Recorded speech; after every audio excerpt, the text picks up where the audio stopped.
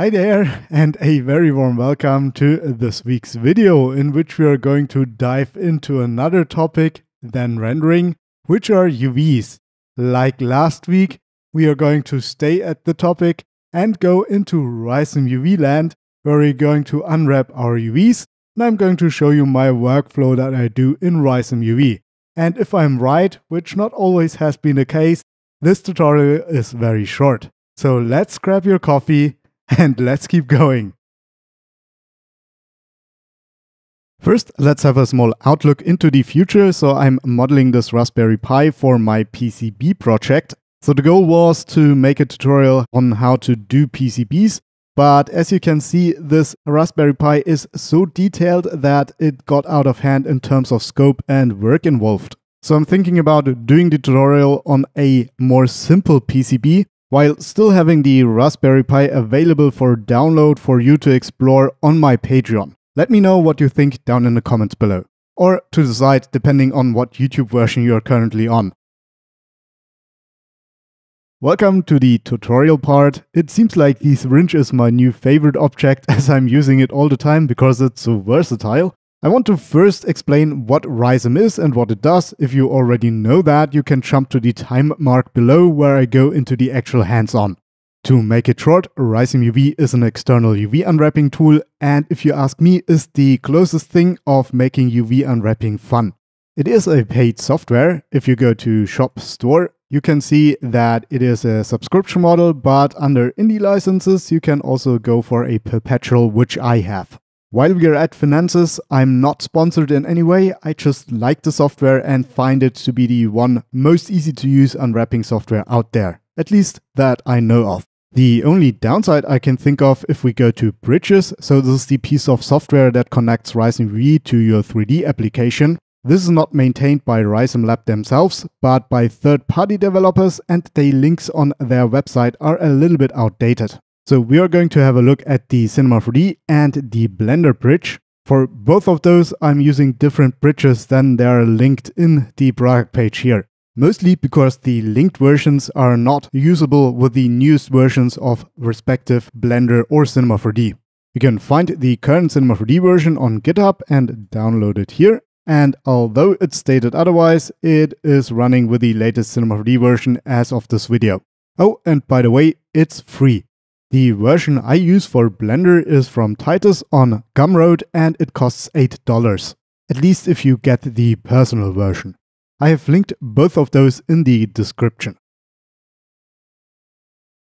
Welcome back to 3D Land. I trust you can install software and plugins. I'm not holding your hand with that. Let's tackle Cinema 4D first. So if you installed it correctly, it should pop up under Extensions and then Rizom UV. Here we go. I made myself a shortcut here because I use it rather often. If you watched quickly, you could have seen a option key here. You can also access the option by shift clicking on the icon here. The most important thing to make this bridge work is to link your Rizom UV executable here, and then there are some extra options you can choose for your workflow. Of course, you're free to choose whatever you like, so for my workflow I chose new UVs, so whenever I export an object to Rizom, it gets a new UV set and the old UV sets are deleted. The auto-close feature closes down Rizom once you finish making your UVs and then exports the object to Cinema 4D. We will have a closer look on this later. And last but not least, Keep History will copy your object instead of exchanging it for the new UV one, which is good in case of something messes up during the process. You can always go back to your old object. Oh, and almost forgot, no materials, of course. Would remove materials going through Rizom.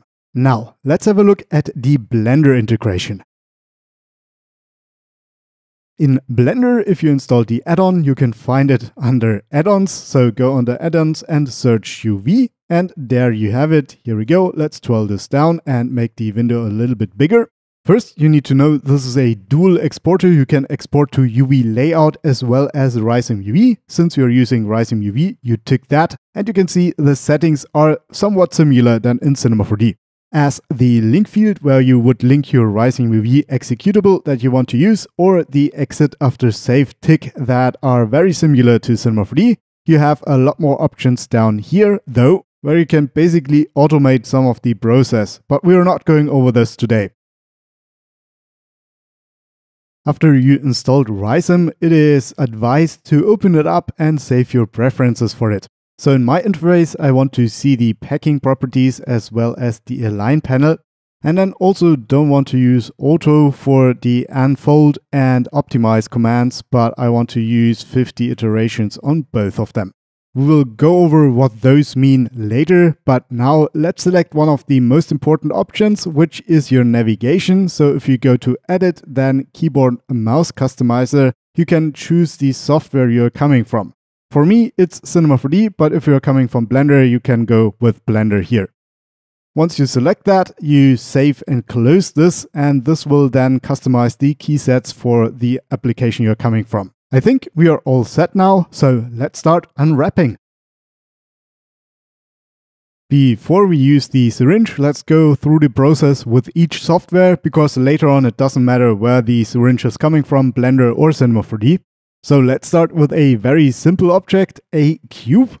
So we have a cube, and then what we can do is select it, and it's important to have it selected, otherwise it will tell you to select an object, and then go and export it to Rizom.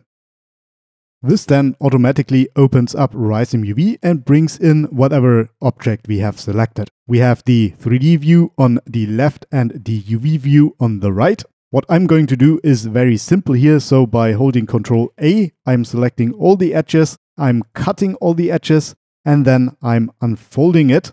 We can make this a little bit bigger by holding down F, and we can see now it's oriented in our UV space and everything is done. By saving Ctrl S, Rizom UV will export and close down and then bring over the cube inside of Cinema 4D. Since we selected Keep History here, the old object then is made invisible and the new object then is pasted on top.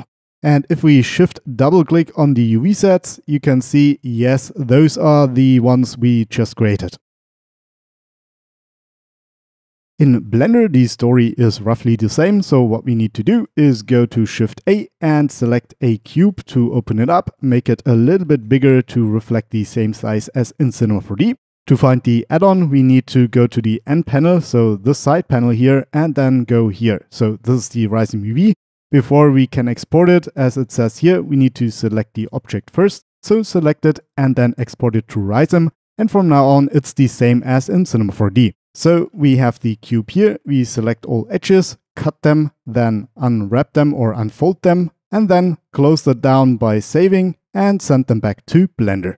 In Blender, let's make this lower panel a UV editor and let's go into edit mode, and yes, we can see we have received the right UVs. What I didn't find in Blender is to duplicate your object while you're doing UVs, so you have to think of that and manually do that beforehand. Alrighty, so now let's unwrap the syringe. Welcome to the small shout out to my Patreon. If you become a member here, no matter what tier, you have access to a lot of scene files that I use inside of my tutorials, as well as the videos without commercials. Also, if you're already a Patreon, you might have not noticed, but we have a community here with chat functions. I just wanted to mention this because people are usually surprised that this exists and they never heard of it before. Now back to our scene. Let's start the unwrapping process with a gotcha. Never send subdivision surface objects to Rizom, always send the base geometry. If you do, you end up with the subdivided geometry inside of Rizom, which you never want. So you end up with a lot more polygons than you need. So let's do this by sending the base geometry. Also, this makes the process much more slick as there's not a lot of polygon that have to be moved. Also, what I wanted to mention is that the interface here can be really intimidating because it has a lot of functions, but we are not going to use all of them. We are just using a fraction and we will be absolutely fine with that. As always, when you start up Rizom, you are in Edge mode and you can see your mode going to select, and you can change it with the F keys. So what we are going to do next is select some edges. For example, you can double click to select an edge loop. This is dependent on the navigation you've chosen. So if you choose Blender, maybe you have to hold down the Alt key. Once we have selected a fitting edge loop or edge loops, we can head to the cutter tool or to shortcut C on the keyboard and cut those. This will then separate the parts for later unfolding. How you will choose your edges to cut really depends on what you're after in the end. If you're not in a high-res, low-res game asset workflow, usually it's good to have as little cuts as possible, while at the same time have the least distortion in your mesh. If you're somewhat unexperienced, it's best to just cut all the edges, like this. Since edges are really easy to detect, you can let Rizom do this for you to get to the auto seams here, and then hit this arrow. Right now we are selecting the edges the wrong way. What we want to do is get them based on the angle. So let's do this and then do it again. And yes, you can see now we are getting the right edges selected. And this goes for all the model here. So what we can do is cut it now and then refine our cuts here.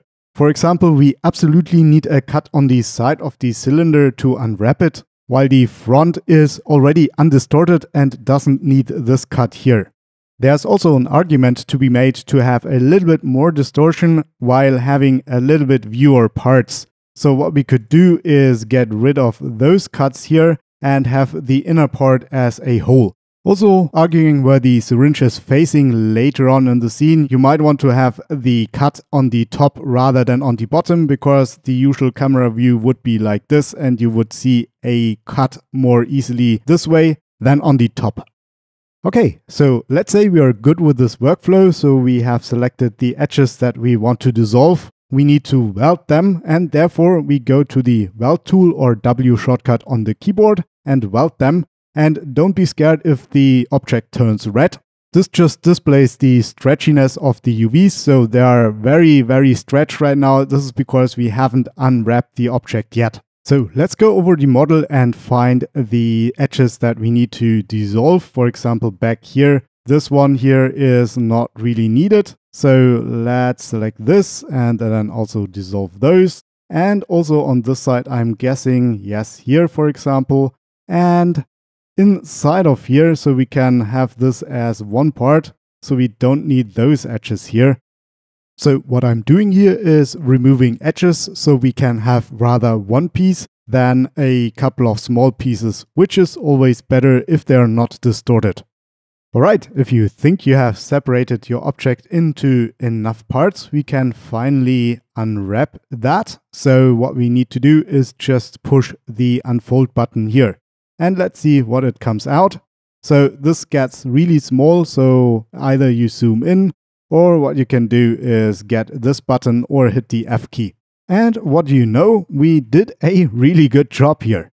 Okay, once we've done that, we have a status quo that we can work from. For example, we can further clean up our UVs. I can see that I have cuts here that we don't need, so we can weld those. Also weld those with the W key here. And also we have the reverse here, so we need a cut here on a piece that is not cut. This is the part on the front here where I accidentally dissolve the cut. So let's make this here and then actually cut it. And then what we can do, remember the selection, we can go to primitive mode here and then select the whole object, then go to this button and then go and optimize that. So if we optimize for a couple of times, you can see it gets straightened out more and more. Let's say you want this to be completely straight. Also, we have a other part that needs to be straightened a bit. So while we are in primitive mode, what we can do is select those objects and then hit those things here. That will straighten the objects up right away without any need for any manual adjustments. But what if I'm a perfectionist and want those objects, for example this one here, to be straight? Of course you can select it and then go to this mode here and manually try to assign that or rotate it in the right position. But also there's a better way. Let's go back from transform mode into edit mode and then go back to edge mode. Remember, that's the F2 key. What we can do is double click and loop select those straight edges or the edges we want to have straight, and then actually constrain those edges to a axis. So for example, the Y axis here, and you can see those become green. If we want to optimize now, if we would hit that, that would optimize the whole set, which we don't want. We just want to optimize those objects we have set the constraint on. So to only optimize those objects we want, let's go back into F4, the primitive mode here, select the objects we want and then hit optimize. But before we do that, let's talk about the iterations. So the iterations are the steps which the algorithm takes to optimize. So if we just take one step, you can see they get a little bit more straight, but they're still missing a little bit of way to get them completely there. This is what these steps here are. So if we go to 50, they jump into position right away. Of course, we can optimize some more, but let's say we are fine with this actually. As you can see, our edits have produced intersections here, and this is where the final step in the UV process comes in, which is packing. The packing makes sure that our UV space is used as efficiently as possible, meaning we have the least amount of free space between our UV islands. This is important because if we texture this later on in our 3D software, all the pixels that are going into free space are actually wasting memory. Because the texture is obviously loaded, but those pixels are not contributing to the scene because they are not displayed on any objects.